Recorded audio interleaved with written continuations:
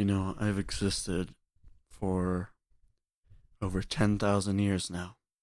It's been interesting to say the least, but this last millennium on Earth, it was a whole different kind of story. Now, I was created to fill in the spot for one of the four archangels after he fell, Gabriel. And God was getting tired. He was upset. He was losing his patience with humans. God isn't some perfect being either. He does have feelings, but he's learned to control them better than anyone else. That's what existing for over billions of years would do to you. He gave me a mission: help Earth by whatever it takes. So I advised the plan. In my first 1,000 years, angels aren't supposed to affect with the mortal world. Free will is something we pride ourselves on. Everybody has it, even us angels. That's how Lucifer fell. So, I decided to choose one human every millennium or so, sometimes going as long as 500 years between choosing one. I would inhabit their body by their choice, of course, and allow them access to a small bit of my power. In exchange, they they would change the world.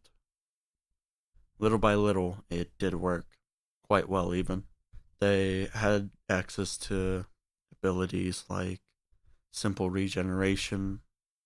I would save them from all fatal wounds, and I would make them a little bit stronger and a little bit faster, just to keep them alive and safe for as long as I could.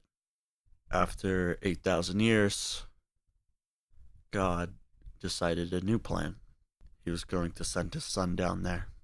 How could we have ever known that they would do that to him? Should have been expected, honestly. Humans are barbaric. There was a mistake when Jesus was nailed to the cross. After he died, his body inhabited that of God's blood, and humans drank from it. Not many, maybe a dozen or so, maybe two, but they gained abilities similar to the ones I was giving people. And as time went on, those abilities were passed down. And because it went from one father to two kids, from those two kids to two of each of them, it continued to spread. Many times people wouldn't inhabit these abilities, but that's where superpowered beings came from. That's where they originated from. Heavenly blood. Now, let's skip a bit forward to the year 2026. Superpowered beings are feared and respected. We have things like heroes and villains, but not all heroes were good. So I decided to do something special. I would give the next person I chose far more access to my abilities. If they could master them, they could use all of it to guide this world into a new age.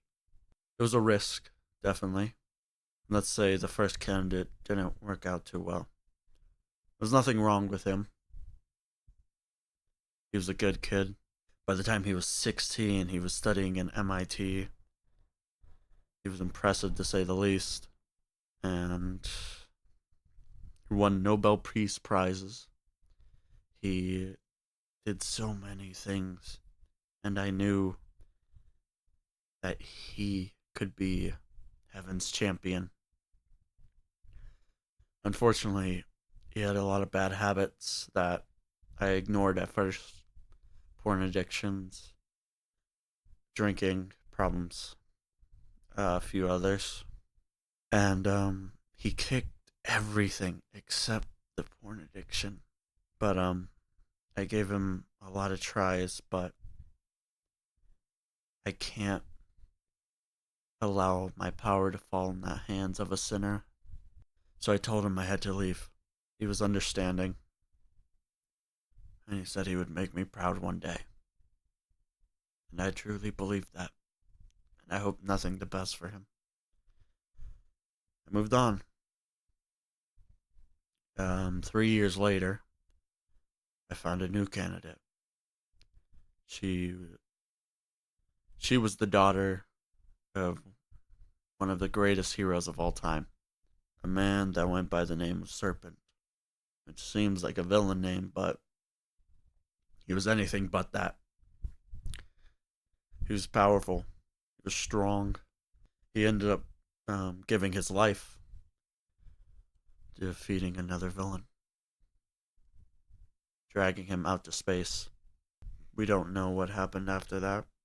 All we knew was he saved us. She didn't gain the abilities Father had. That was to be expected. Many times it skipped a generation, maybe as many as five, and then suddenly it's a superpowered baby. The heavenly blood worked in a lot of different ways, and it was truly hard to understand. Her name was Stephanie. I showed up around the time she was 16, and I offered her power as long as she agreed to do what she could for the world. And we shook on it. I started teaching her how to use these abilities. It wasn't easy to say the least, and we had a different kind of relationship. Most of the time, I constantly stayed with the host. I was always there, but she didn't exactly want that, and that was understandable. So, the only times that I was with her is whenever she held the cross. She usually wore it on a necklace or a bracelet. Any cross works. You can make one out of wood. You can make one out of blood, even, as long as there was some type of cross. And worked well for us. She got a lot stronger, but something happened, to say the least. After 3 years of training her,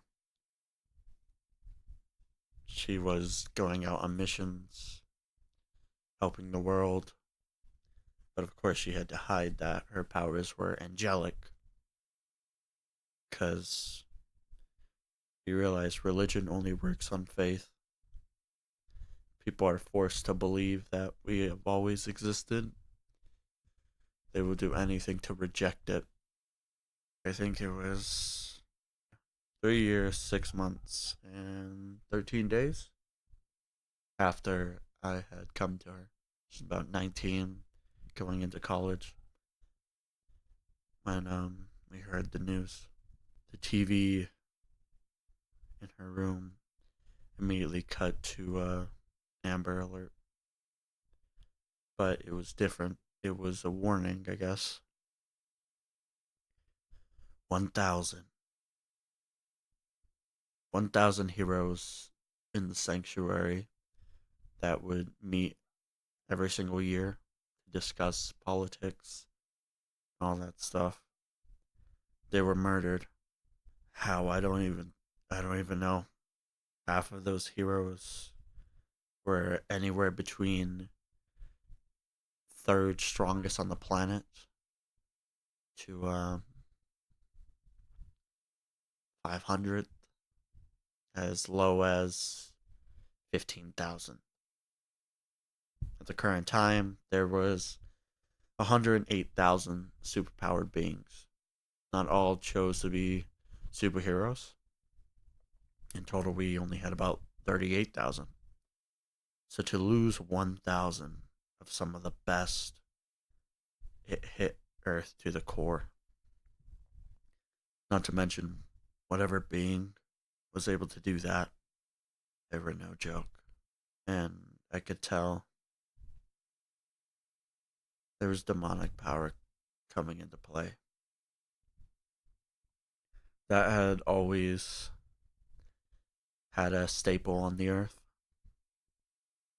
And that's because the mark of Cain, originally, of course, it was just used on Cain, but eventually he passed it on. He didn't want to be immortal. Of course, he didn't.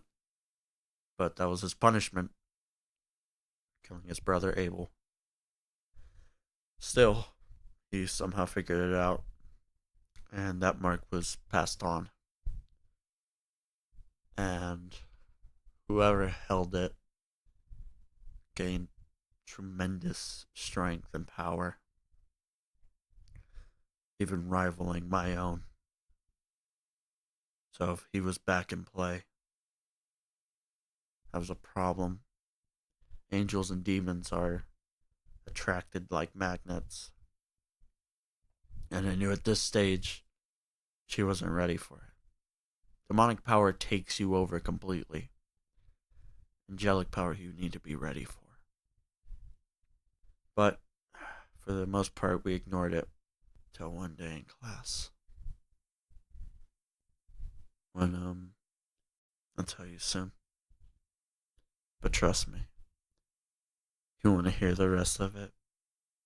Because this has been the craziest millennia of my life.